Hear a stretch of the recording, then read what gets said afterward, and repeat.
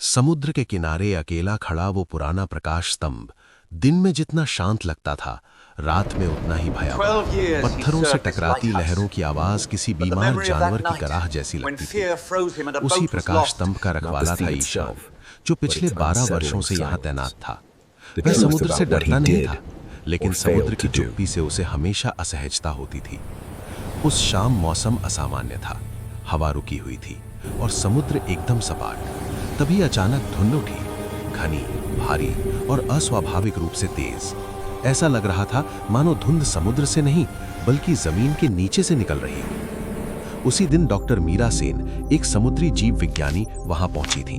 उन्हें समुद्र में हो रही अजीब मौतों पर शोध करना था। ईशान ने उन्हें चेतावनी दी थी, यहाँ की धुंध साधारण नहीं है।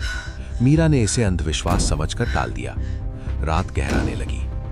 धुंध ने पूरे प्रकाश स्तंभ को घेर लिया। रोशनी बाहर नहीं जा पा रही थी, जैसे धुंध उसे निगल रही हो। मीरा अपने उपकरण सेट कर रही थी कि अचानक वो ठिठक गईं। ईशान, उनकी आवाज कांप रही थी। क्या आपने कुछ सुना? ईशान ने कान लगाए। नहीं, सिर्फ लहरों की आवाज। मीरा का चेहरा सफेद पड़ गया। कोई फुसफुसा रहा है, मेरा नाम ले रहा है। धुंध के भीतर से एक धीमी फिसलती हुई आवाज आई। तुम जानती थी, फिर भी चुप रही। मीरा के हाथ से रिकॉर्डर गिर गया। उनकी सांसें तेज हो गईं। ये मेरे शोध की बात कर रहा है, वो रिपोर्ट जिसे मैंने छुपा लिया था। ईशान पीछे हट गया। उसे अब भी कुछ सुनाई नहीं दे रहा था, लेकिन मीरा का डर असली था। ये सब तुम्हारे दिमाग का वहम है, उसने खुद को समझाते हुए कहा। तभी धुंध और गाढ़ी हो गई। ईशान को लगा जैसे किसी ने उसके कान के पास फूंक मारी हो। तुमने दरवाजा बंद कर दिया था। तुम रोशनी ठीक कर सकते थे, लेकिन तुम डर गए थे। ईशान की टांगें कांपने लगी। वो घुटनों के बल बैठ गया। वर्षों से दबाया हुआ सच जैसे अचानक जीवित उठ उठा। 12 साल पहले एक नाव तूफान में फंस गई थी। प्रकाश स्तंभ की लाइट कुछ समय के लिए बंद हो गई थी।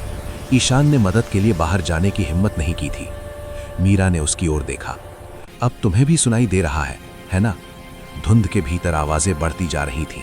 वे अब केवल फुसफुसाहट नहीं थी, वे आरोप थे, गुस्से से भरे हुए। ये धुंध, मीरा कांपते स्वर में बोली, ये सिर्फ सुनाती नहीं है, ये सच जानती है। प्रकाश स्तंभ की दीवारें जैसे सिमट रही थीं, हर सांस भारी लग रही थी। ईशान को लगा जैसे धुंध उसकी छाती के भीतर घुस रही हो। ये यहाँ क्यों है? मीरा ने पूछा। ईशान की आंखें भर आईं, क्योंकि ये जगह गुनाहों से भरी है। धुंध अब ऊपर चढ़ रही थी, सीढ़ियों पर रेंगती हुई। आवाजें और तेज हो गईं। कबूल करो, नीचे आओ, समुद्र तुम्हें स्वीकार करेगा। मीरा पीछे हटने लगी। हमें यहां से निकलना होगा। लेकिन ईशान आगे बढ़ रहा था, बैल्कनी की ओर। ईशान नहीं, मीरा चिल्लाई। उसने एक बार पलट कर देखा।